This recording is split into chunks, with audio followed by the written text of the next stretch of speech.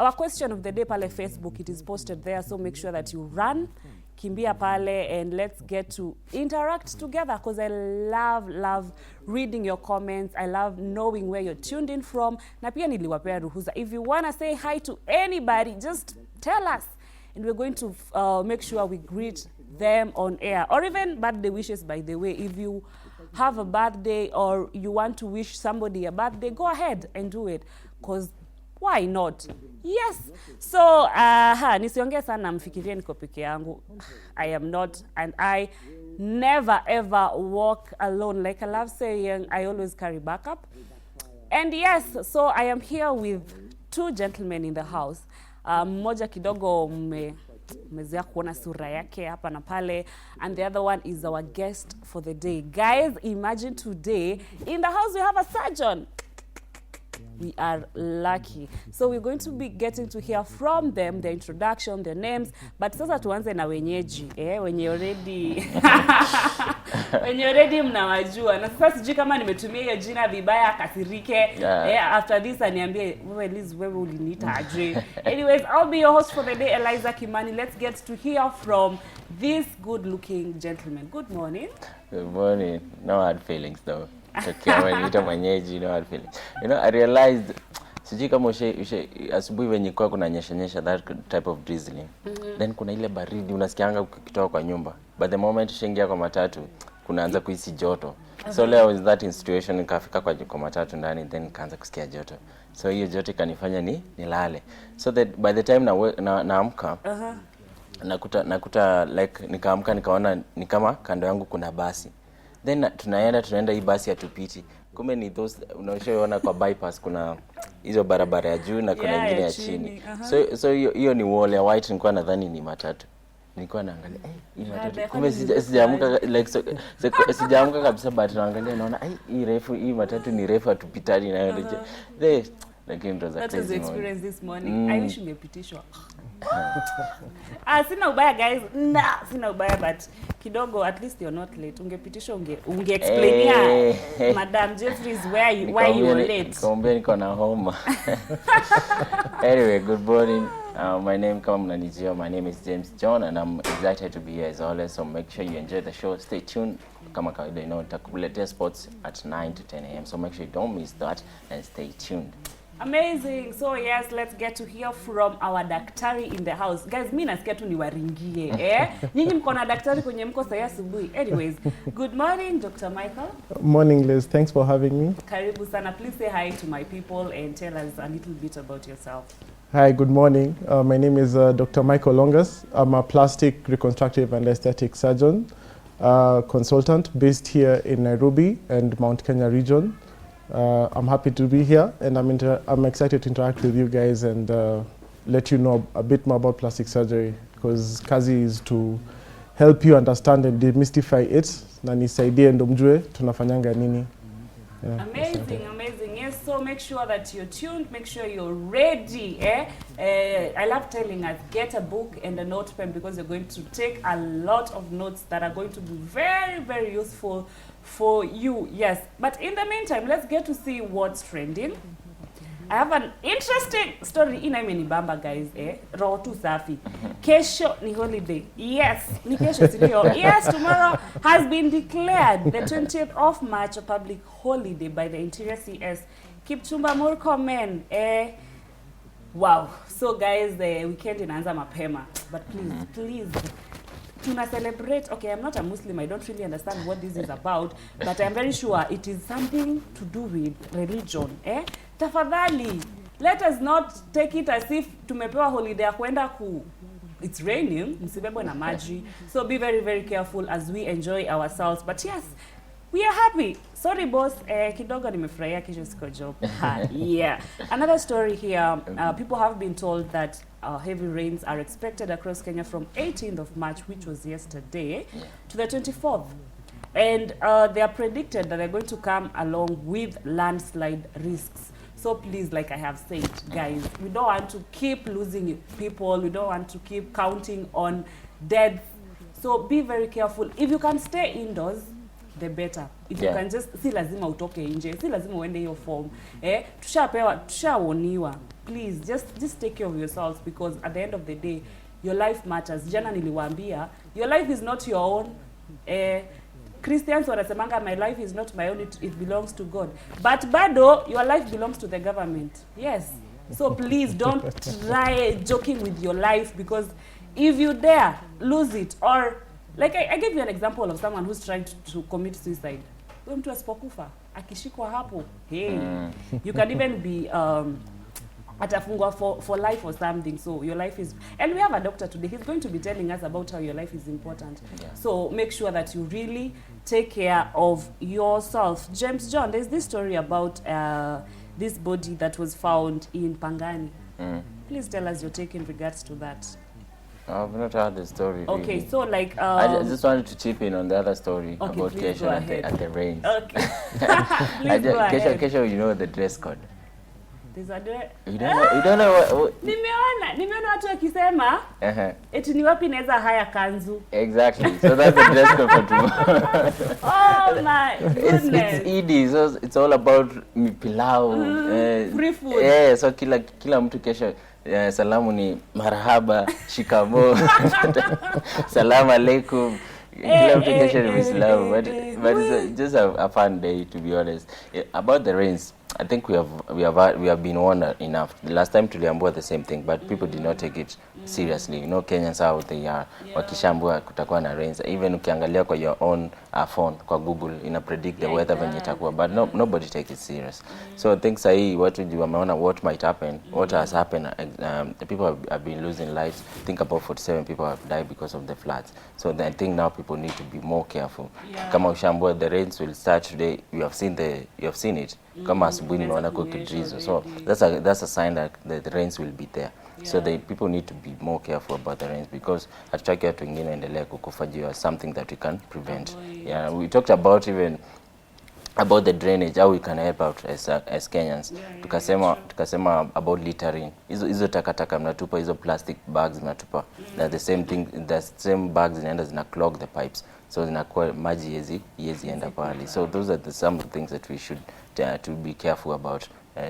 Ndio tusaidia, tusikuwa tunalia tu government this, government that, but we are not doing anything, because responsibilities begins with you personally. Yeah, amazing. Daktari, can we get your take in regards to any of the stories? Well, yes. First of all, I agree with James about mafuriko and people being careful. I feel like the way people are always throwing litter, haisaidii sana. As much as we want to blame the government, we have our role to play. Okay, so just be safe and take care of yourself.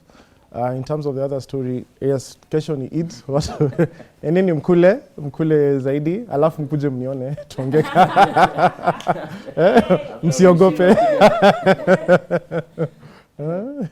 You know, I had someone say that in the world, people create problems and solutions at the same time, or they create a solution and then they create a problem that will lead you to go seek their solution. And that's how you see people always, kuna kampuni tu bado hiyo ndo iko na antidote, na hiyo ndo iko na probably something, some food or something. So me, I'm not blaming daktari for desiring for you to go eat and then at the end of the day tunatafuta pesa. As we wind up on the session of the trending stories. Can you read your story? Ulikuwa unasema ya Pangani. Yeah, I can. A minute. So apparently G was dead for several days and then imepatikana in Pangani. So let me read the. Yes. It was a male, and right now the police are launching an investigation after finding the body that was dumped in Pangani. So here, iko MGC guys, if you want to go check it out, I can see like videos of a very place iko na takataka. I think that's where the body was dumped. Yeah, so I can see videos of the body being carried. And me I want to say that I really respect those people that handle those kinds, like mwili, ma polisi. That's why I would never be a police. Why? Do you know the police officers are the first people kufika place kama hiyo. Yeah. Alafu nyinyi ndo mna handle, unashika imeoza, it's smelly and all. Even doctors by the way. Nguvu ya kuona mtu amekufa. We have a doctor in the building. Atuambie how's the experience. Do you need like to be strong-hearted or be very... What happens? How do you deal with that? Well, it's all about the training and how it starts. So because the first thing we do tukianza our training tunaanzisha with the dead bodies, okay?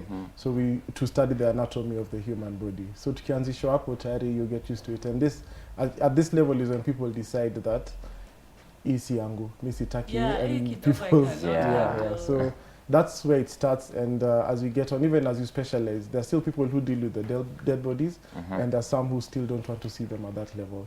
So it's a progressive thing. Yeah. Wow.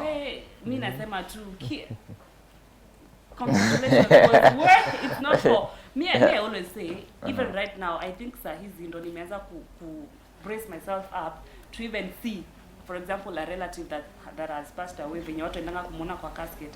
Like right now is when I am trying, bado sijafika hapo, trying to convince myself that I should go look at them. So you can imagine me seeing a dead body that is equal. Unajua huyo amevalishwa suti, ako sawa, ameoshwa, ni macho tu amefunga, but you just know they are dead. Now tell me someone who hana makeup. You know, I used to tell myself kitambo that I could not cry during the funerals. Just the funerals until it happened. My uncle, my favorite close. Uncle, someone close actually died. So me like I took it as a flex. So I think over class 7. I think he passed when 2016 when I was in class 8. So I got in class 6, class 4, and so I took it as a flex. Meaning Kali, meaning I'm strong, easily. But the day that my uncle actually died and kaenda kwa mazishi yake, hiyo kutupa tu mchanga hivi, I felt like nianguke tu hapo hivyo. Yeah, sad. Death is sad, and nobody would want death around them or close to them. But at times, sijui kama ushaiona mtu, probably they are very, very sick, they are struggling, they are in pain, to an extent to even wish that at least there's something we read in CRE that someone can willingly be killed. Kuna dawa daktari. Kuna dawa wanatunga or something, and then they are killed if they're in a lot of pain. Yeah, but they... You remember tukisoma hizo vitu? Yeah. So I'm thinking, I always think that probably that would always be my ever solution. But at times you think, what if alikuwa na struggle, and then because there are people who you see they are near death and then they revive again, they come back. Now nishamuua, you know. There's that I've seen it in movies. I don't know if it happens in real life. At a laboratory where someone is in ICU, then kama kwa critical, mnaona we as he make it, una unplug the supporting machine. Then can plug nivo life yake imeenda. So can you be really that, do you consider that as madam and part of? Well, think the word not after euthanization. Okay, so there's euthanization, and then there's another one, something like your ICU, your DNR, do not resuscitate your sasa. So euthanization ni assisted death, ile mtu anaenda like umekuwa pabaya, labda uko na cancer, your quality of life si poa, unaenda unasaidiwa. That is not legal in Kenya. Hiyo inafanyikanga. There are some countries that it's legal to, and there's that even the people who even do that tourism wanaenda kufanyiwa hiyo in those legal countries. Then there's hiyo sasa DNR, ile mtu sasa ako kwa machine and anashinda akienda mnamrudisha. So alafu sasa mnaongea na familia, nasema huyu akienda tena msimrudishe. So msiresuscitate, acha aende tu. Wow. Yeah. Today we are learning a lot, guys. Let's get a book and a pen. See now, me and James, we are taking notes. Yeah. So to wind up, I know this story will make James very excited because he has. Tumekuwa tukipigana na in regards to this, but today tell me, I want daktari to speak, not from a point of daktari, but from a point of him being a man, because James ananingilia. Ni story gani? Now the story is Diana Kimani, also known as Umbwa Nation, negotiates her dowry with her father. And as she is negotiating, as she's negotiating, she's saying that my dowry price is 7 million. Okay? And now she's telling the dad, mimi huyo mwanaume akikuja, usimwambie ati I want you to take care of my daughter. That is what matters. Make sure you love her. Hapana, anasema we are opening a company with dowry money. Daddy, ujue tunafungua kampuni na dowry money. Sasa James John amefurahia, nasikia tu ani. Yes, please tell us what you want to say. Okay, let me give you my point before daktari atuambie his side. So my point is, kitambo juu nimeshakueleza, kitambo dowry ilikuwa ni kama a part of kuuza msichana kwa the man. Hiyo ndio ilikuwa inafanyika. That's our tradition. That's why you don't see it in the Western culture, because hawakujai kuwa na hiyo tradition. But as African tulikuwa tunajua like bibi ni property ya mwanaume. So kama umekujia bibi, lazima ulipe something in like una reward in return of bibi. That's why unapeana dowry. Then my part yenye sijai agree na dowry ni the part of negotiating. Kama tumekuja mzazi sana ndo ana decide your worth. Anasema you are worth about 1.5. Then the man's family wanasema no, we cannot afford that. Msichana wenyu hapana, ako worth about 500k. That's all. That's the much you can do. Wanakuambia hapana, wewe ongezea kitu. Tunasema acha niongezee mbuzi 2 ama ng'ombe 1. So that type of negotiating, like I don't see why like you can put a price on you. That's why I don't agree with your stuff, your dowry. That was my point. But sikuwa nasema like we should not totally give unajua dowry tumeweka ni pesa. Hiyo mentality tunataka tutoe. Lakini si dowry ni pesa. Like unaweza mimi nipeleke wapi? See. Like honestly right now. There's a gift, another type of gift. Say to go mambo. Like X1 naweza kubaia TV, naweza kubaia fridge, naweza kubaia anything you want. Naweza pesa, si unipe hiyo pesa. Like unajua dowry initially ni like sahi mimi naiona inafaa kuwa ni appreciate mostly the female side, the family. Money. Let me tell you. Money, utanibaia TV na niko na TV already. Okay, how much are you worth right now? Wow. Si unasema hivyo. That's where I had nitakwambia. Sindio. You lazima put a price on yourself. Labda nitakununua. Hata anashangaa mimi worth anything. Like kuna hiyo mentality ya dowry ndio si agree na hiyo kusema she's worth this much. Juu amesoma. Juu kitambo ilikuwa mtoto wenye amesoma hapana. Amefika class 8. So no, she's worth 5 cows. That's why I don't agree with it. Acha daktari ashufe. Hii debate inaweza endelea. But I partly agree with him that dowry si mambo ya kusema inika uneka worth to someone like you're not you're priceless. Haifai kwa mambo ya be what it's more like a token of appreciation to your family, like mlilea mtoto mzuri, nimekuja nimempenda, hii ni kuambia tu asante. Lakini sasa kuanza kusema ati hiyo asante yako, unajua sasa ukiambia asante it also hawezi sema ati your thanks sitaki hii, nataka uniongezee. So you know, and so that, and also unaweza sema asante kila saa ukitembelea wazazi unasema by the way amekuwa sawa, asante, kujeni asante tena. Lakini nikisha kununua hakuna kitu mnaniambia. For such it becomes something. That's ulikuwa na kitambo, like mtu anaweza oa as much as many wives akona wealth, anaweza enda apeleke mbuzi kwa huyu, apeleke huko. Like akisha kununua, ulikuwa unasikia mambo ya domestic violence. Mbona the man feel like he owns you because he gave money to so that he can have you. So anaona you are my property, I can do anything you want, I want with you. But then our vitu zimechange. That's why I don't agree with this aspect here, dowry, putting a price on somebody. I don't agree with it. I have a question for them, and I'm putting my question in the aspect of an example. Haya, umezaa kula chipo, si ndio? It's actually your birthday month. Hey, yes guys, msisahau. Now, in regards to that, mtu akuje and then akuambie, Jemo, nataka kupeleka out, ni kutreat for your birthday, okay? Yes. Now, looking at that person, let's say ni msetu wako sawa. It's your friend, he has money. So ukimwona hivi like, wow. So ushaanza kucount hoteli zenye unajua zenye ni high end. Yeah, that's where probably you're going. And then mtoke na yeye akupeleke kwa kibandaski. And then unaona hiyo chipo yenye umezoea ama hata achana na chipo, akuitishie chapo na maharagwe. Sijui siku hizi zinaitwa aje hiyo. Aseme I am treating you. And then, let me see, akuitishie uji. Probably, yes, uji. It's your birthday, that day. You have been looking forward for it for the longest. And then that is what that person gives you, to give you as a gift for your birthday. How are you going to feel about that?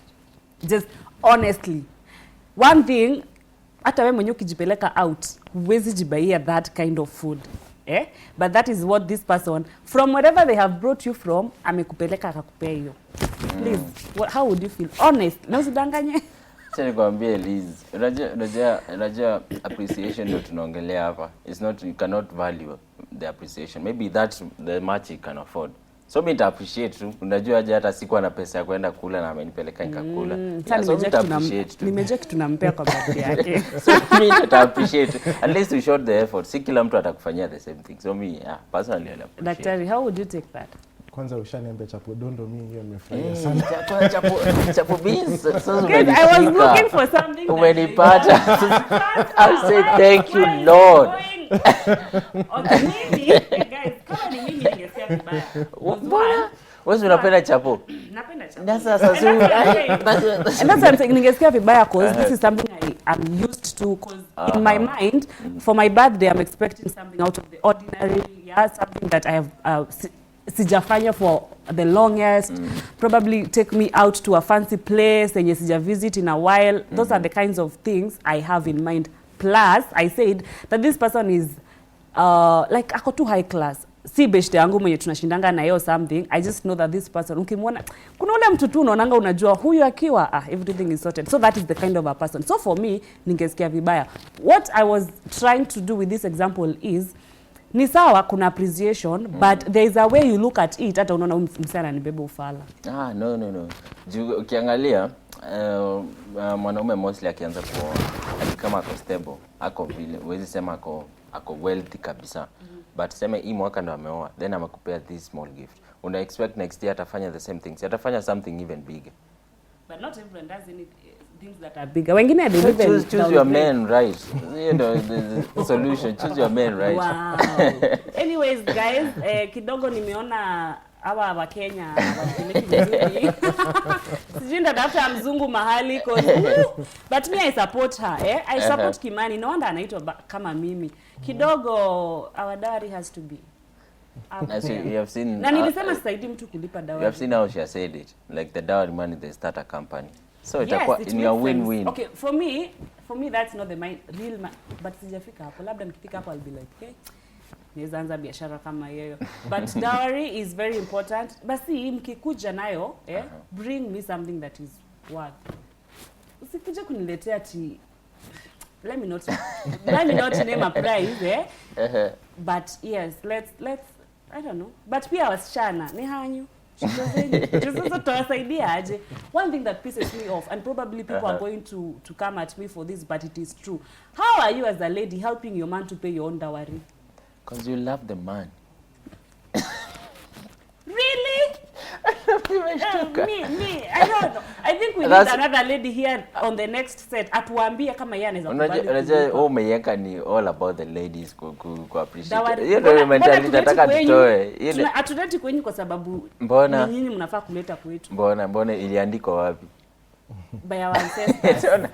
Ancestors wao walikuwa acha tu tusiongee. Amazing. Let us kidogo tunakaa tutapigana hapa. Acha tu tuachane na your story, Yes, probably that has been nice catching up. And yes, don't forget that this is Y254 channel and we are on all social media platforms. Pale Facebook kimbia, we have our post, comment, tell us, tuambie, 1, unaweza kubali kusaidia mwanaume kulipa dowry if you are a lady, 2, please tell us kidogo story na negotiating hiyo yenye nasumbua JMO inafaa kuwa handled aje. Yes, please, and don't forget, we love you and we need your likes as well.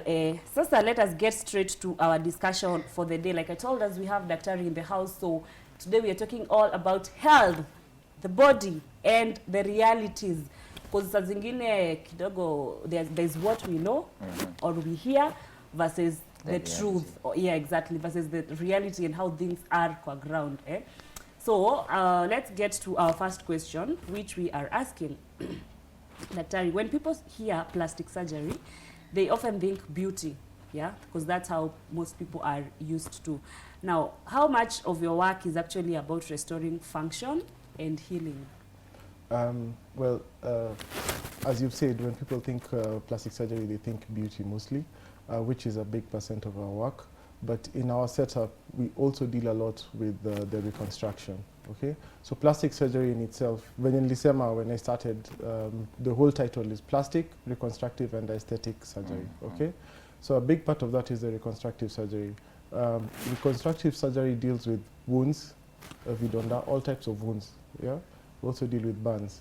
Plastic surgeons are the ones who deal with burns. So mtu akichomeka, we're the ones who deal with it. Okay, we also deal with reconstruction after cancer. Okay, so especially mtu, like let's say for breast cancer, ikishakatwa, we're the ones who do the reconstruction, and any other type of cancer. Because if you have cancer of like even your face, any part of your face, lazima hiyo cancer itolewe. Na wezi baki na hiyo shimo. So our work is now to reconstruct, to bring back that dignity. Okay. Then after that, after reconstruction now, we also align it with aesthetics. Hiyo sasa kurembesha. Atukurudishi tu alafu tunakubandika hivyo, tunakuacha hivyo. Like we want you to be the best version of yourself. Okay. So that is what we deal with when we're trying when we're dealing with plastic surgery. Si ati unajua ukifikiria tu hivyo unafikiria tu mambo ya like maybe my BBL, na mambo ya my breast, hizo vitu, but it's a whole lot more than that. Okay. Also watoto wakizaliwa with deformities, those we call them, these are congenital malformations. Mtu amezaliwa vidole zimeshikana ama kuna shida ya sura. One of the most common ones ni the cleft lip and palate. Ile mdomo hajashikana. Naona ule amezaliwa na mdomo imeachana. So we fix those things and bring it back to normal. So these are some of the things we usually deal with. Oh. Yeah. Niko swali amesema mambo ya kupachika. So nilikuwa na imagine, let's say nimechomeka uso, like there's a wool burn hapa hivi.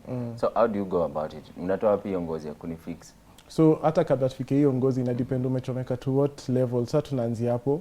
First tunaanza kuangalia umefika wapi, tunaanza kunini. Alafu sasa ikifika hiyo part kama unahitaji ngozi, na depend on the amount of ngozi unahitaji ama nyama yenye unahitaji. Tunaweza toa ngozi place mob sana, kutoka mapaja, kutoka hata mkono, hata kutoka hapa kwa shingo, but depending on how much you need.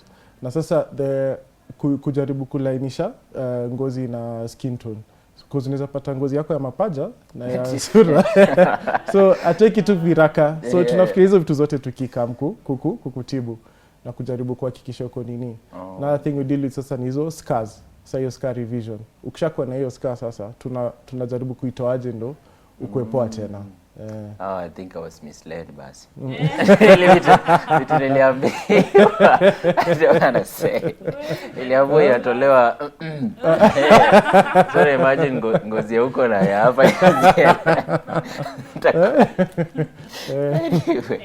Yes, it's good that we are learning. We to actually what people say versus what we are hearing you say is totally different. But I'm thinking, okay, umechukua probably umekata from paja umeleta. Now how does the blood flow? Part umeongeza isirot because now it is not connected to the veins or anything. So kuna vile the levels of kitu unatoa na venye ina nini. So ukitoa a thin layer alafu hakikisha hapo umeitayarisha vizuri, inaanza kuabsorb damu ya hapo. It comes integrated into that. We call it grafting. Ni vile sasa sijui kama mlifanya agriculture ile unaenda unakata unaenda unaweka huko kwingine. So unaona inashikana na bado inaendelea kumea. So it's something like that. So depending on kuna zingine pale nyingine haizi shika hiyo damu, so unaisongesha na damu yake, lakini inakuwa tu kuna vile lazima udeal nayo ndio nini. But tukiweka ngozi uweke mali iko sort of fertile, inashika vizuri na ina grow inakuwa tu sawa. Wow, amazing. Mimi sijui, no wonder atukusoma hizi vitu kidogo. It sounds like a lot of work, like a lot. I think you also need to be very creative. Yes, yes, you do. An art. Juu vile ulifanyia huyo mwingine ni different na ya huyu, the bands are different, the places are different. Kabisa. That no wonder tunawatolea kufia every time. Now, you said about BBL, and I have a question because nimekuwa naona trending videos of people saying they can't sit down. Kuna period wanapeangwa probably 5 weeks. Alafu nasikia mtu akisema it's past the 5 weeks niliambiwa, but I can't still sit down, it's not comfortable, nika haija shikana and all that. Yes, please tell us about that as well. Yes, so ni ukweli ukishafanya hizo vitu at first hawezi kaa chini vizuri. Because BBL basically unatoa mafuta, unatoa mafuta na unaweka hapo kuongeza hiyo size, okay? So ukiongeza hiyo size alafu sasa ku maintain hiyo shape, sababu sasa hii ni mafuta, unajua mafuta is also a liquid state. Kabla sasa ianze kuishike vizuri na ikue acclimatized to the site, ukiketi chini nika unajua venye maji it takes the shape of where you so ukiketi chini si utafanya ikue flat. So zieti ni ile tu kusaidia ishike vizuri ndo to maintain the shape. Okay. So unaweza kache na mkono ka box. So unaweza kaa ukitaka lakini And then umefanya kazi ya bure. Yeah, exactly. Because we usually say plastic surgery, half of it inakuanga the procedure itself. The other half inakuanga aftercare. So if you don't take care of things ama follow the instructions, basi ni kama umefanya kazi bure. And they're using a lot of money. And they're using a lot of money. So it doesn't help anyone. Yes. So we're very strict on your aftercare. Amazing. So kama unapanga kufanya BBL, ushasikia. Me, I am not advising you on anything, but you've heard. Ukikaa chini kidogo utatushtua, Now, in Kenya, ukijaribu ku-approximate the big percentage of people that are coming for these surgeries, are they coming for the surgeries due to health conditions, ama the big part ni wenye wana come for aesthetics? We have a mixture of both. We have both for the health conditions, which is things that put your life at risk. Na kuna wale wanakuja because they want to feel better about themselves.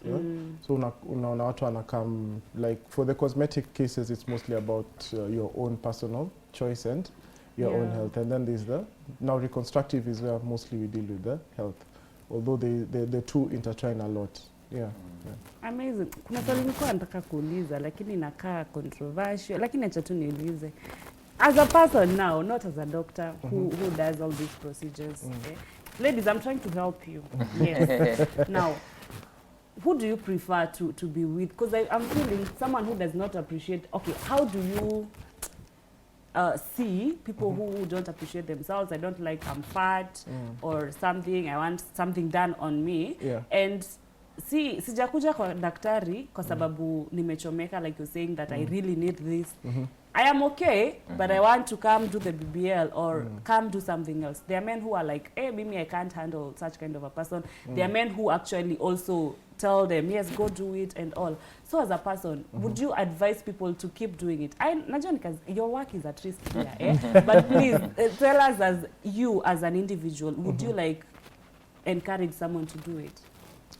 As an individual, I would encourage someone to do it out of their own volition, like uone unahitaji, not because umesukumwa, not because like let's say spouse wako amekwambia unataka hivi, mimi nataka uka hivi, ni wewe unaona doc, mimi nilikuwa nasikia siko poa, na ukikaa bado we will still analyze and see whether hata tukikufanya hivi uta feel better, you know, psychologically where you are at.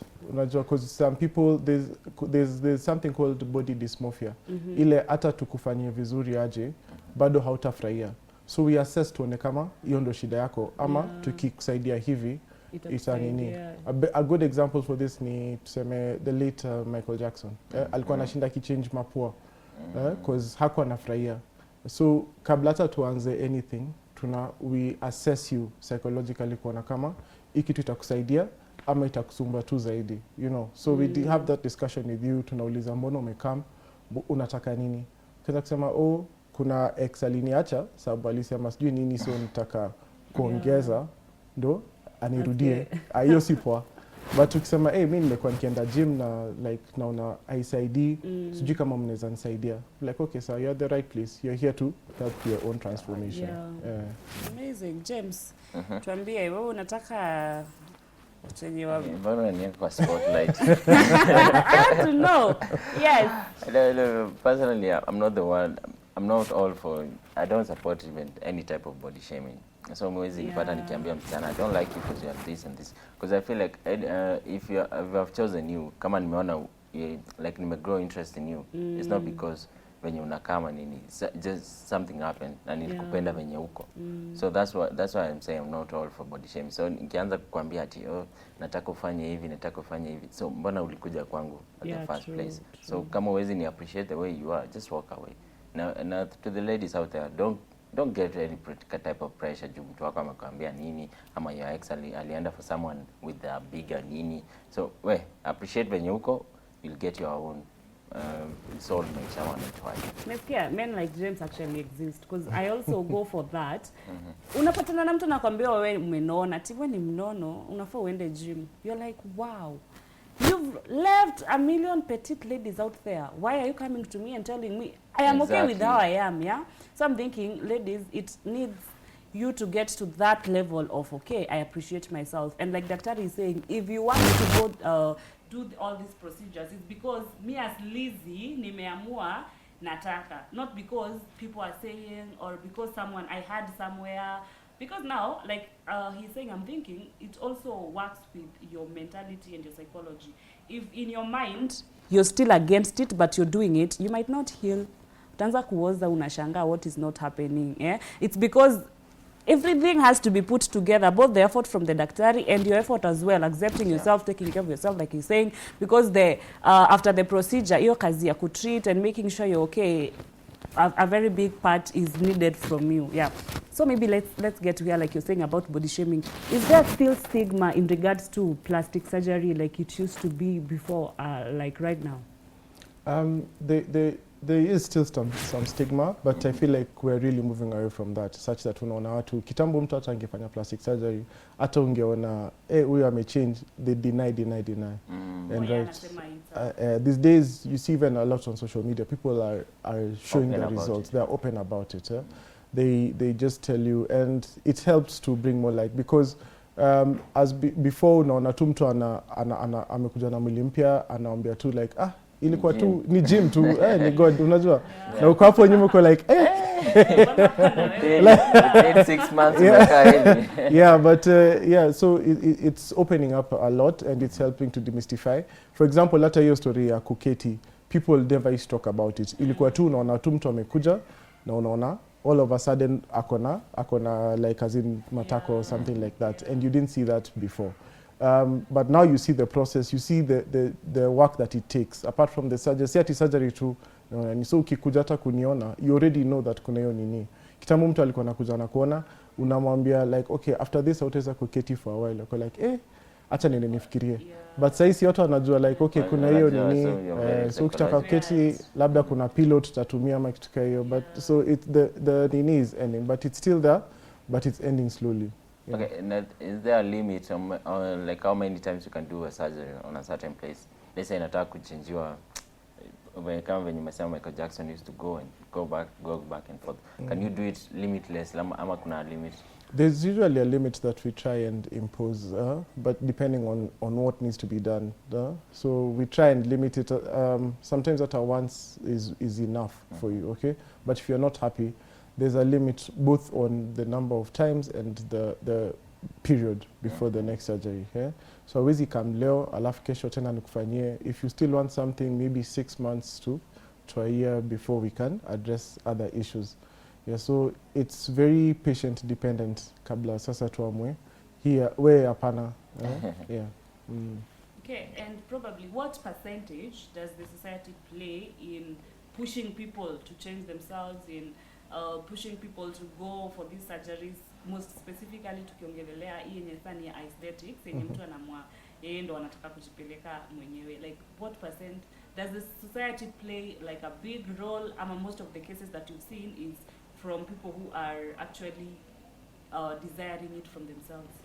society does play a big role, because also society dictates the standards of beauty in any society. Okay, in the West wanapenda watu like more petite people, and like maybe in Africa and in Kenya people like more voluptuous people and such things. So depending on where you are and what you do, that's what determines. You know, there's somewhere in West Africa kuna place hata you can't get married kawe ni mdogo. Hata kuna fat camps, mnaenda mnalishwa hadi ukwe mkubwa, you know. And now maybe that's not what is desired in some places. Unaambia ukwe mdogo ndo you get married. Yeah. The same way for men, there are some places, even as husbands ukienda, sijui mwanaume kaa na kitambi, huyo he's not in a happy home. Yeah. That was more traditional, yeah. But now, as in, so it's society really dictates like what you also see as standards of beauty in your society and what you'd like, plus what you see on social media. Ukiona hao ndo wanasifiwa, you want to be more like them, your idols, the people you look up to. Yeah? So that really dictates a lot. Yeah, because actually, I don't know if James, you saw this story of the president of Uganda. Alisema, men don't get married to petite girls. Ulisikia hiyo story? Did you come across it? No, but alikuwa anasema Museveni alikuwa tuna mambo zake. Eti kama unaenda kuoa msichana mwenye ni mdogo, mwenye hana haga and all that, kidogo utakuwa na pay tax. Why are you having a petite lady? Sami sijui wanataka watu wafanye nini? I don't know. Probably our last question from this segment, as James gets prepared with the next segment, is at what point does wanting to fix your body becomes unhealthy? Because now, nianza kuja mara ya kwanza, probably I don't like how my fingers are. The next time I come, I don't like my eyes. Like, yeah, at what point do you now think that, hii kidogo sasa inapita? Sometimes hata kuanzia mwanzo, mtu akikuja kukuona venye unaona venye hajipendi ama tu venye anaongea, unaweza tell like huyu, it's not even about the body. It's about tu venye anafikiria. Some people have valid concerns. Unapata mtu mdogo, someone very petite, anakuja anasema sipendi hii kitambi yangu. Unajaribu kuangalia kitambi gani. So like as in, even from then, okay? So someone anaweza kuja with fingers inakaa normal to you, but yeah, they look horribly disfigured. That already you can tell. But ukiona mtu sijua amekuja like with the fingers that are disfigured already, okay, so I see the problem. Yeah, so already from then you can already see. Or even to be more controversial, for example, our leader the other day alikuwa na body shame the opposition akiwaambia like as in we unakula sana or something like that, you know. So alafu huyo akuja kuambia mimi naona sasa imekuwa too much, hii tumbo yangu ndo nini. So unaweza ona tayari hajakuja sababu nini, so amekuja. So maybe they need to see more of a psychiatrist or a psychologist kabla wakuone akwe ready kama anataka the procedure or not. Yeah, not putting it past that. We actually do have a lot of men doing procedures in Kenya, contrary to popular belief. Mnafikirianga tu ni madem. Men also doing a lot of procedures. So wana change nini? That's crazy. The main procedures for men is usually kitambi. Wanataka kutoa kitambi. Also the man boobs. So gynecomastia. We have a lot of young boys unaona hata wakienda kucheza ball wanasema you know, back in the day tukicheza ball tulikuwa kuna mtu anatoa shati na wengine wanavaa shati, anasema mimi siwezi kwa timu yenye tunatoa shati sababu insecurity. So your man boobs pia tunatoa, also hair transplants watu wanafanya. More rarely also we also do organ enhancements, hiyo pia zinafanywa, but the main ones are the hizo zenye tumeongea hizo. We kumbe That's your danganya. Niko na swali. So let's say niko na kitambi. See, of course ngozi yangu ime stretch. Then umeenda umenifanyia surgery, my drain all that fat. Sasa hiyo ngozi itaenda wapi? Hiyo ngozi pia ina depend sasa. Mostly kuna sasa ukisikia kuna liposuction pekee. Liposuction ni kutoa tu hiyo mafuta. Then kuna tummy tuck. Tummy tuck unatoa hiyo mafuta na unatoa pia hiyo ngozi. Sasa hiyo hiyo ngozi lazima iende mahali, because umeona mtu ame lose weight venye anakuanga na hiyo sagging skin. So unaitoa, hatuwezi tu iacha hapo because ime lose elasticity, haiwezi rudi. Hiyo imeenda hiyo, so usually tunaikata tukitoa hiyo kitambi. Mimi kidogo ninakaa nataka kunyang'anya daktari customers, but please fanyeni workout natural, acheni story mingi, enda gym, workout. Natural requires a lot of sacrifice. Hata ukienda hiyo gym bado kuna watu wanaenda gym na bado iwaka inasaidia. So unaona hata watu wanaenda hiyo gym alafu wana lose your weight, your skin hakuna palitenda. So badala kuanza kutaki you still need to come back. So we usually say plastic surgery enhances what you are doing at the gym. So hata after hiyo tunasemanga hata ukitoka tunakwambia we after hii anza gym. I usually prefer telling my patients hata anza tu hiyo gym, anza commitment to come nikusaidie uendelee. If you don't do that ni sawa tu utarudi utarudi huko na utakamkuniona tena, because we remove but fat can come back. See ati imenini Guys, I hope you learn. Me, I'm loving this. Yes, aki time. Usijaribu kuisha kama hatuja exhaust everything that we want to get. Yes, we are here. Ndo mwanzo. Please don't forget that this is Y254 channel and this is the best morning show you can be watching. So please, kimbia pale Facebook. Let us get to know what you think about this. Are you loving the conversation like we are? Are you taking notes? Ama bado uko hapo unangoja tumalize ndo usikie namba ya daktari ukimbie. He also needs the client. So we got you on all levels. So let's get to hear from the next segment. Okay, section next is about aesthetics, trends and social media. So question is, how much has social media influenced the demand for cosmetic procedures? Are people coming in with realistic expectation or filtered ones? Are trends like BBLs, fillers, and body sculpting are being driven by personal choice or external pressure?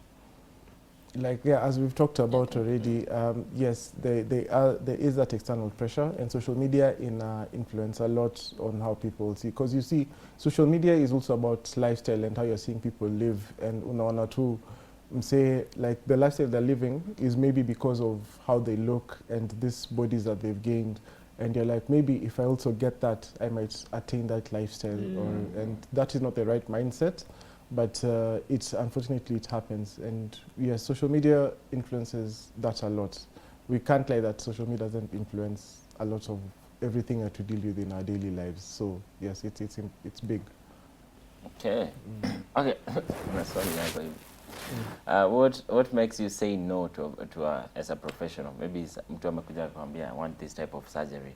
So apart from the way you said it, kama unaona ako psychologically prepared about it, kuna another reason maybe anakuambia nataka unifanyie hivi, unasema hiyo siwezi fanya. Yeah, so we call it unrealistic expectations.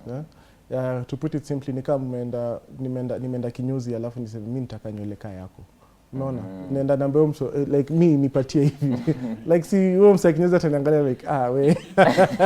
So to put it simply ni hivyo tu, like as in unrealistic expectations, or you're not ready to put in the work. Some things labda inahitaji maybe even 2 or 3 surgeries. Wewe unaitaka in one surgery. Okay, na utaki, so sometimes unaona hiyo nini ama mtu unaona tu like maybe you're not the right fit, you might even send them to someone who might be better suited. Okay. Okay, so swali ni umeongelea about hair transplant, mostly tunaisikianga kwa wanaume, but do even females do the same? Do they come for hair transplant? They come, especially in a society, first of all, hata mademu wanakuanga na big foreheads and they want to reduce their forehead, okay? And then one of the reasons why wanakuanga na hiyo, there's something called traction alopecia.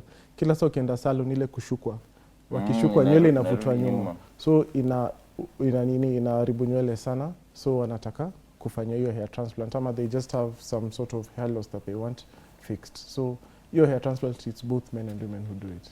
Okay. Liz, unazoongezea about the hair transplant? Sheona demo amefanyia.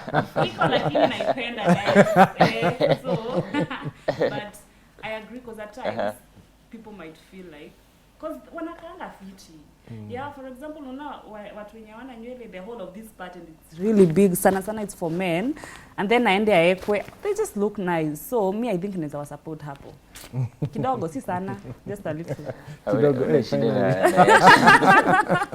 daktari ameniconvince hivi kidogo. Okay, I think you talked about it. Do men also seek aesthetic procedures, or this still seen? I think you talked about that. Yes. Okay, so is the perfect body even medically realistic, or is it an illusion? I saw somewhere on social media, mtu wako anataka anasema hataki kuzeeka. You want to see the skin ikae tu isikuwe na wrinkles. So anashinda ame-stretch.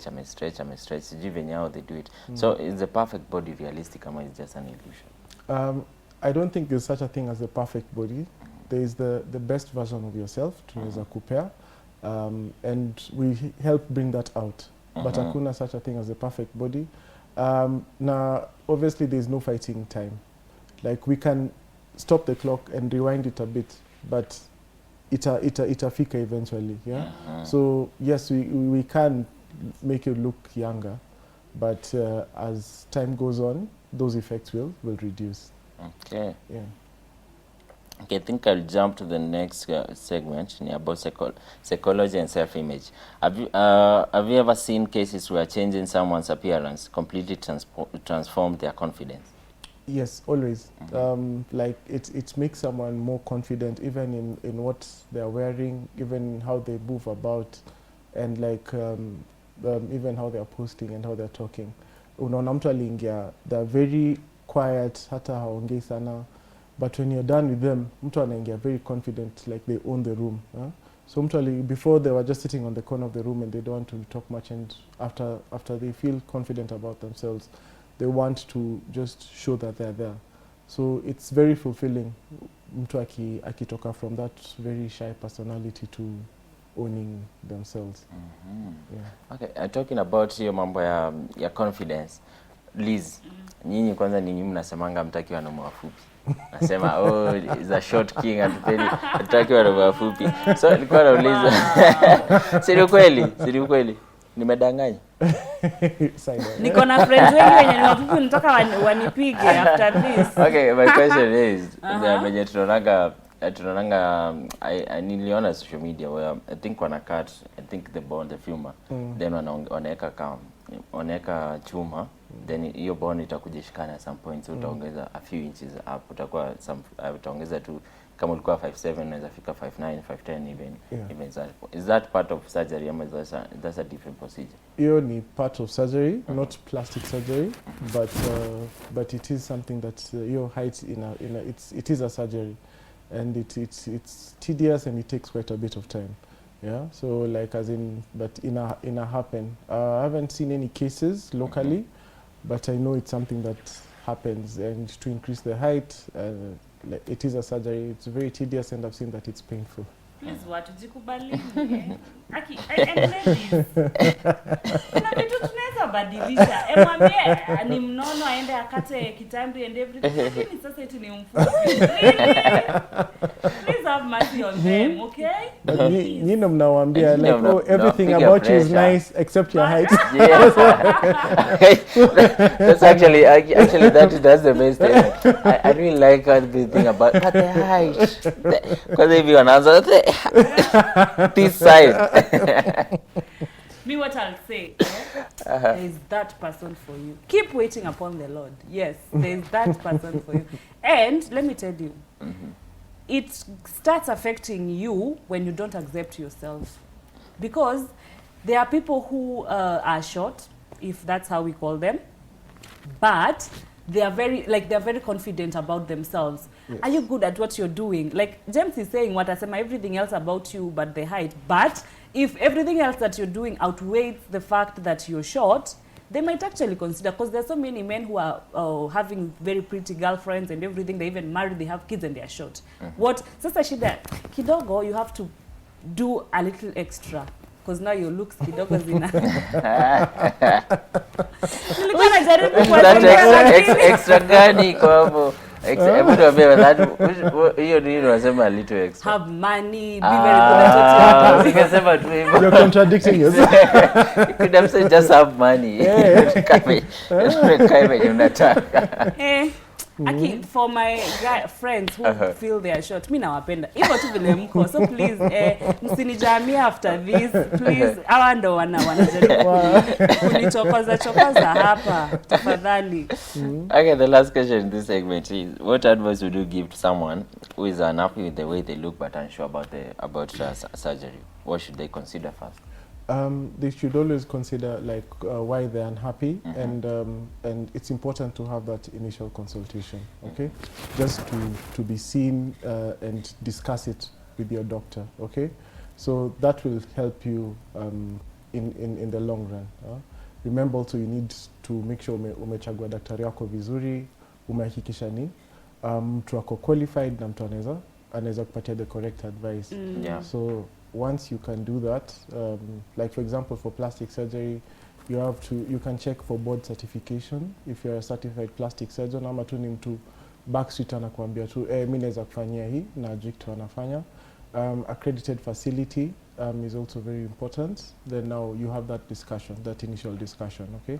So it's good usiende tu ukisema leo naenda kufanyia hii kitu.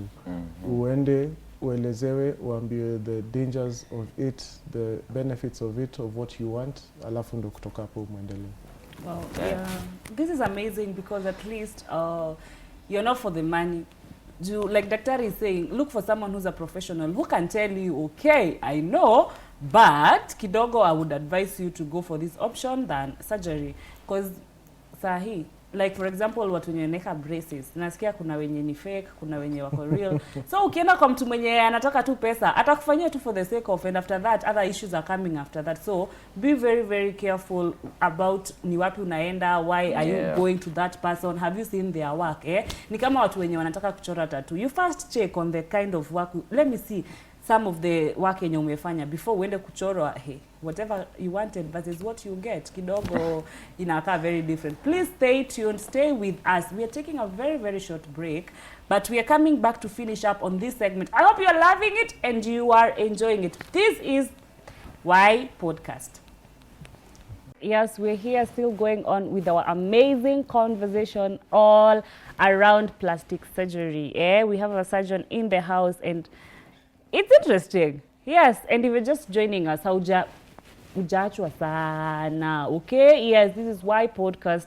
And we're going to upload this whole conversation pale YouTube. So if you missed the first segment or the first part, please make sure that after this, umekimbia pale YouTube, go check, listen, because it's super, super, super amazing. Yes. So before we get back to our discussion, let me get to read some of the comments. I told you that you can go to our post pale Facebook at Y254 channel and you will see a photo of us there, and then you can comment in regards to our discussion. Na leo tunaongelelea about plastic surgery and everything, the facts, the myths in regards to that. So I see Fidel Owen anasema facts. Thank you. Yes, amesema daktari anasema ukweli. Amazing. So we see Jemo Ewa anasema good morning from Kitale Makoi. Thank you so much. Good morning to you too, Jemo. Blessed Alan Pro anasema good morning from Likuyani. Good morning to you too, Blessed Alan. Livingstone Akala anasema following. Thank you so much. Thank you so much, Livingstone. And Tivine66 anasema good morning from Kaimosi Shiro. Plastic surgery is only for the rich. Shiro amesema hivyo. So probably we start with that. Is it only for the rich? Ama yes, daktari. I think that's a very important point. Plastic surgery used to be only for the rich. Plastic surgery is not for the rich anymore. There are so many procedures, as tumekuwa tukiongea, that everyone needs, okay, or everyone wants. And even these days, if you really desire it and umefanya hiyo consultation, siku hizi hata tuko na hizo payment plan bado za lipa mdogo mdogo. Oh, amazing. But you're making sure there's nothing that will stop you. How much is it to better just a simple maybe plastic surgery? Sasa unaona sasa it's a very general thing. Okay, let's say I want to lose weight sasa. It depends on what needs to be done and like your goals also and unataka tufanye nini. So there's no, it's usually tailor made per patient. Come tuonge na wewe useme shida yako, like then tuangalie nikwambie this is what will need to be done, alafu niambie okay sawa sasa this is probably the price it would cost, no nikwambie everything that you will need both during and after, sababu nilikwambia pia plastic surgery after care ni muhimu. So tukisha kupatia hiyo package useme hii haitoshi, nakwambia kuna hii payment plan sasa labda that we can maybe talk about before ikufikie. The cheapest you can go, like the cheapest package. Like, but see yeah, for what? Put a Sembo anataka kufanya surgery. Na book session na daktari. We are hearing. Nataka kujua the amount of money. Of course it must cost, because now I'm thinking ukienda kuchora tattoo, a very small one, like probably a line of my name here would cost from 5k, because sindano anatumia hata tumia kwa mtu mwingine, madawa, kuna vitu zenye ikishatumiwa kwako zinakuwa disposed. So ni expensive. Be ready and be nataka kujua the price, unajua is it for the rich? Sasa utaenda uongee na yeye umwambie. Amesema kuna walipo mdogo. So hata kama ni 100k. Siwezi afford sahi. Acha nitarudi. But you put a leverage in it. Sasa ukiniambia ukinifanyia the surgery, then nifanyie lipa mdogo. But unaona sasa hiyo nitakulipa. Like sasa another thing is hiyo lipa mdogo haimaanishi ati nakufanyia alafu, because obviously nikishakutoa hiyo mafuta alafu uende, hatuwezi anza kusema ati we tarudisha inakuanga we set up a payment plan, tunakwambia unaweza anza kulipa, ukishamaliza kulipa ndo tutakufanyia. Si ati we come kufanyia. That's why say and kunifanyia alafu mni expect that itapotea. Tutayari loans wana default na bank. Utamtoa wapi na ulishamtengeneza? Amazing. So probably as you talk about psychology, how important is mental health and emotional readiness when someone is coming for these procedures? As I've been saying even from the beginning, it's very important. That's why hata ukikuja on your first consultation na kuja kukuangalia, I ask you why you're doing this, like where are you at, what are your expectations, you know, where you mental health. Sometimes if I see that you might even need a psychiatrist or a psychologist to assess, ndo akuclear, akwambie aniambie sasa we unaweza fanyia msee upasuaji, that's probably when I'll pick it up. It's very important. We even after, because now like we prepare you mentally, because it's very easy to go into depression during the healing process if you are not prepared for it. So we want to prepare you psychologically before we start it. You hata kuambia tu hawezi keti chini can be such a problem.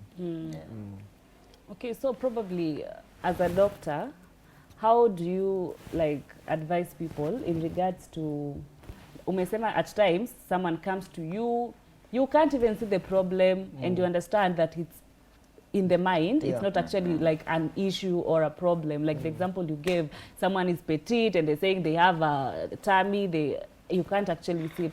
So like how do you go about handling such kind of a situation to an extent now? You make sure that you've convinced that patient until either I may accept themselves or they've come to terms with the fact that some things cannot be changed, because kuna zingine probably they are, you guys cannot handle or you can't change. So how do you go about that? Well, hiyo sasa ndo, again, as you were saying, you involve the psychiatrist or psychologist in the management. The initial consultation where me and the patient can even be long, can even take up to 2 hours, us discussing what you want and your expectations, and me telling you what I can do for you, okay? So I can, so sometimes you just have to put the patient down easy and tell them that hii ni kitu mi siezi, okay? Maybe you can try and check with other plastic surgeons in the region. Maybe kuna mwenye anaweza kusaidia, you know? Maybe it's beyond my capabilities or I just don't think that you need it. But from a personal view, I cannot handle your case as it is. I'd also recommend that you see a psychiatrist. Although watu sasa kishaanza kusikia mambo ya mental health unaniona kama mimi cheesy. Actually most people don't like being told they need to see go to the psychologist or anything. They're like, You think I'm mad? You think I'm going crazy? Because that's what most people think, that Yes. mental health Yes, has yeah. to be you're mad or Yeah. such. Guys, I hope you are learning. And we have so many questions in regards to all this, because labda after this, James unamonyesha signs. Ameonyesha signs. But na unaongea alafu Liz nataka mapo. Yeah, daktari will mention something and I'm interested in it. Okay, so there's a question here. Do Kenyans prioritize safety when choosing procedures or cost? Well, a lot of, in my experience, people at first, they prioritize the cost. But once you sit down with them and explain to them the reason behind the cost and your safety, and that's why it can get really expensive, because now you need to make sure it's in a certified place. You need to make sure that you yourself, you're certified. The team you are working with, they all have their credentials. So all of this is an extra cost. Of course, it can be cheaper. And even I know someone cheaper. I know someone cheaper. And then, cheap is expensive. Yeah. So you'd rather just hear out the cost, like, because we can give you a breakdown of all the costs and why it gets to all of that. And in the basic quotation, see just a round figure na ati sinimini mekusho. It's look, this is the figure because kuna hii, na hii, na hii. And this is all for your safety. Because we prioritize safety above all things. Hata ukikam lazima tukufanyie tests tuone kama uko sawa, ndo kabla sasa we proceed. All of this costs money. Yeah. So some people prioritize cost because they don't know, but once you explain to them and they understand, then they understand. Why the reason why you're saying that. Yeah. So right now, as you look at it, probably as time goes, 5 years, 10 years, do you think that most people are now going for the engineered beauty rather than the natural beauty? And is it the right way for everyone to go? Because now kuna mahali itafika with technology and everything, it's going to be normalized. Like everyone is looking for, what can I change? What can I work on? So is that where, as the world, we are all headed? I wouldn't say we're headed there. I'd say we're headed to more of healthy living and healthy lifestyle. And now with that comes now enhancing yourself in terms of that, like, for example, if you've been eating healthy and you've been taking care of yourself, but still you have this problem, we're here now to just help you take care of that small problem, So where we're headed, the more we know, the more we realize the dangers of some of these things, So once you realize those dangers, you keep away from those dangers. So sometimes you want to undo the damage that was caused before. And that's where we come in. So I feel like where we're headed is to a more healthy lifestyles as opposed to a sedentary lifestyle. And with that comes all of these things that help you, even the motivation, like as in Niksha, like as in you're trying to run, you can't run because like, na hii kitambi inakuweza sana. But once we help you with that kitambi, you get to a place where like, hey, I don't want to go back there. Another common thing that we do, and it really changes people's lives, is the breast reduction. Okay, so people with heavy breasts, they have a lot of issues. Hata tu ku jump up and down inakuanga shida to such people. So you see, once you deal with that, this is, we usually emphasize that this is more of a reconstructive surgery. It's not a cosmetic surgery. Once you deal with that, you find that they're much happier. They can even do those exercises and everything because they don't have that inhibition anymore. Okay, so amazing. Most of the cases in regards to plastic surgery and sana tukifocus na aesthetics, I want to look like this, I want this and that, zinakwanga influenced na the influencers.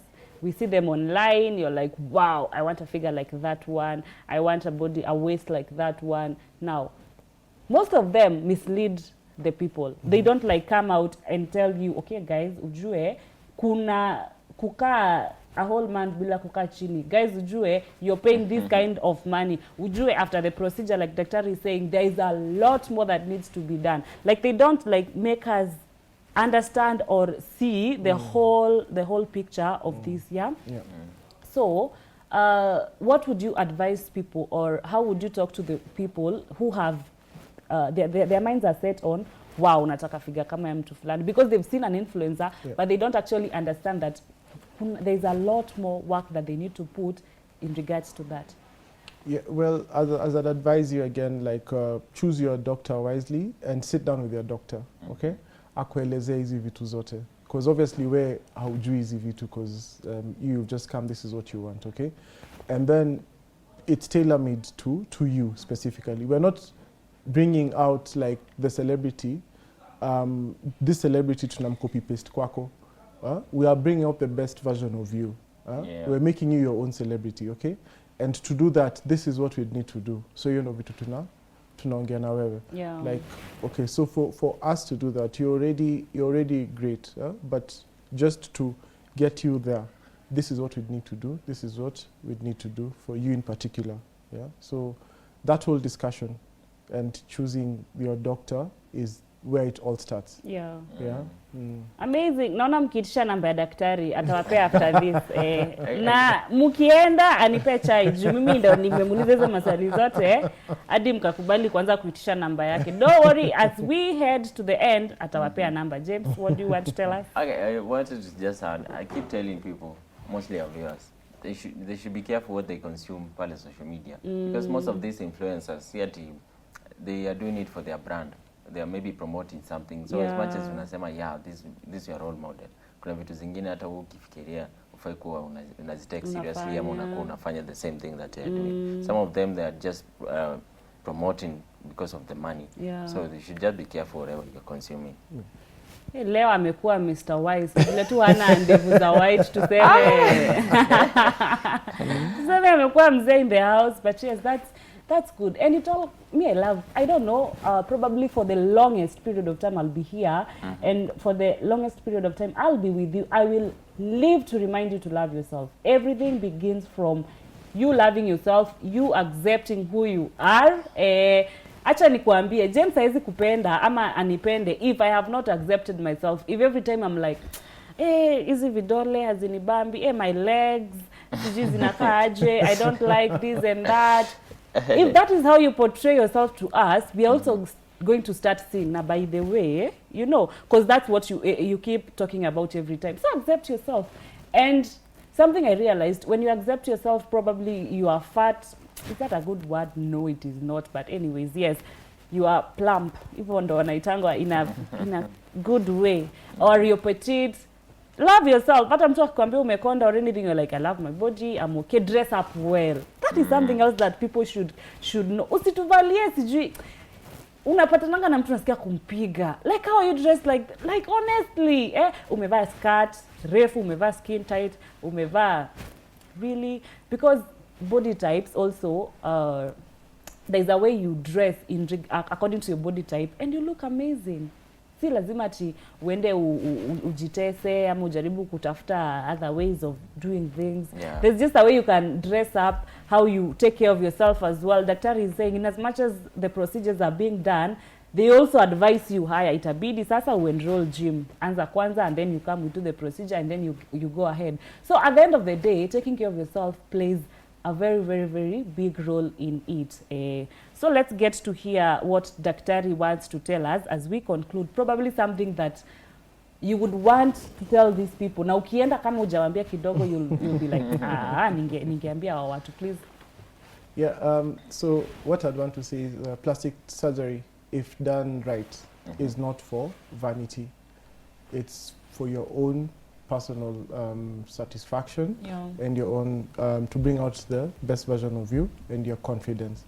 So make sure it's done right, make sure you've done your research extensively, and make sure it's all about safety, okay? Yeah, so safety is important. Make sure you've picked you've done your research and ask all the questions you want to ask, then you can proceed. That's what I'd want to say. Kabla James aongee, he is going to be the first client mwenye anatoka hapa aende kwa daktari, and then atatuambia how daktari is. Anyways, I'm kidding guys. Sasa James anaenda kutolewa nini? Ama anaenda kuongeza ako na nywele? Anaenda kuongeza ndevu.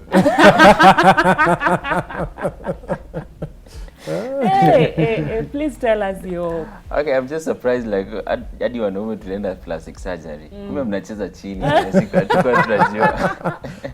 You are not exposed. Yeah, nilikuwa najua tu Michael Jackson yeye alikuwa anatu represent huko. Watu ni wengi. Alifungua mlango for everybody else. Yeah, but what I can tell our viewers, if you really need it and you think like this is what you need, just go for it. Make sure you're psychologically prepared.